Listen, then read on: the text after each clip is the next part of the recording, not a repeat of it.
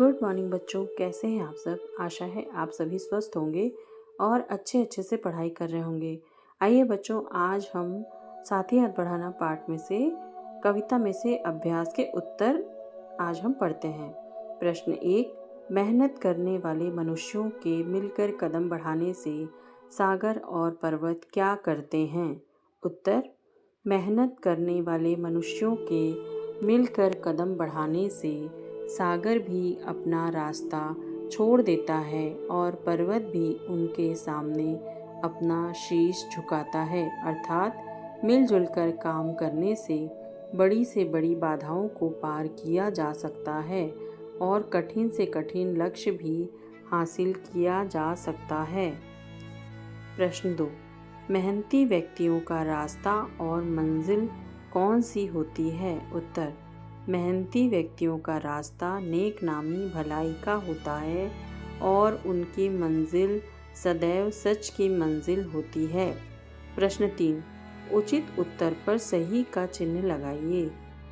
क, इंसान के अपने लेख की रेखा क्या है। आराम, मेहनत, कोशिश, सहजता। उत्तर है मेहनत। ख, एक से एक कतरा मिले तो क्या बन जाता है।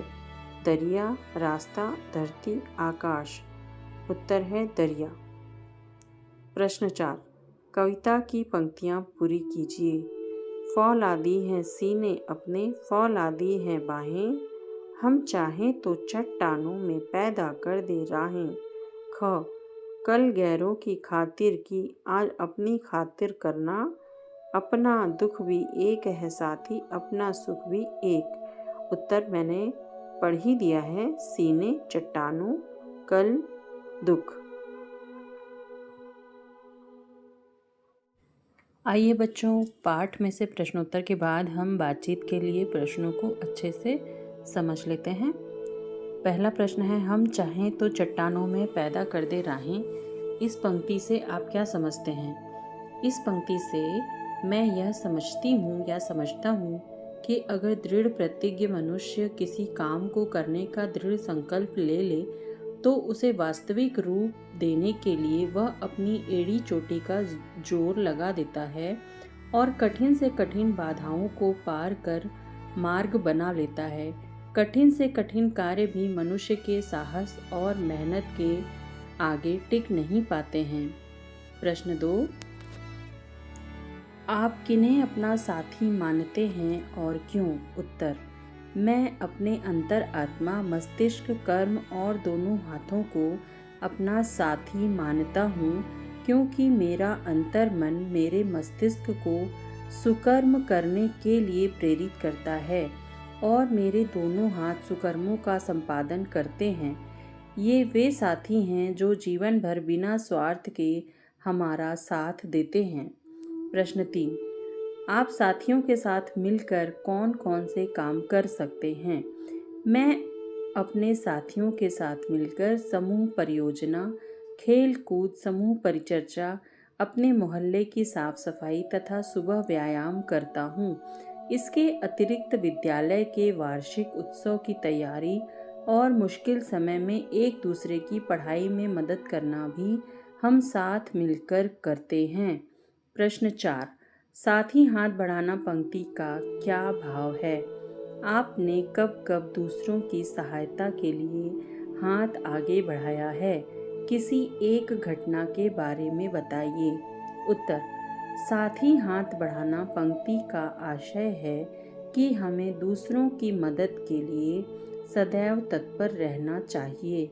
इस दुनिया में सभी को किसी न किसी की मदद की ज़रूरत पड़ती ही है। कोई भी व्यक्ति संपूर्ण नहीं है। मैंने भी अनेक बार विद्यालय में अनुपस्थित हुए अपने मित्रों को पढ़ाए गए विविध विषयों के नोट्स देकर उनकी तरफ मदद का हाथ बढ़ाया है ताकि उनकी पढ़ाई का नुकसान ना हो। ये थे बच्चों बातचीत के लिए प्रश्नोत्तर। अब हम आगे बढ़ेंगे। अनुमान और कल्पना।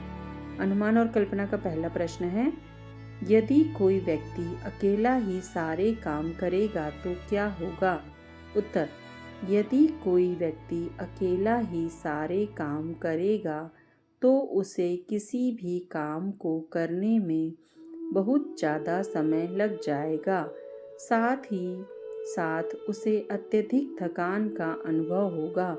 अकेले काम करने से काम में उत्कृष्टता मतलब क्वालिटी और सृजनात्मकता क्रिएटिविटी नहीं आ पाती, जो मिलजुल कर काम करने से आती है।